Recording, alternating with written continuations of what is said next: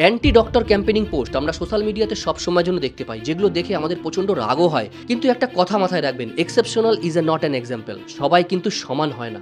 আজকে এমন একজন ভগবানতুল্য ডাক্তারের গল্প আপনাদের সাথে শেয়ার করব, যার গল্প শুনলে আপনিও মনে মনে তাকে স্যালুট করবেন। এই ডাক্তারবাবু 14 লাখ টাকার অপারেশন ফ্রিতে করে দিয়েছে। শুধু তাই নয়, যে সমস্ত বাচ্চা শুনতে পায় না জন্মের পর থেকে, এমন 200 বাচ্চারও অপারেশন ফ্রিতে করেছেন। তার বক্তব্য, প্রত্যেকটা বাচ্চা জন্মানোর পরে নিজের কথা, নিজের কান্না শোনা তার জন্মগত অধিকার।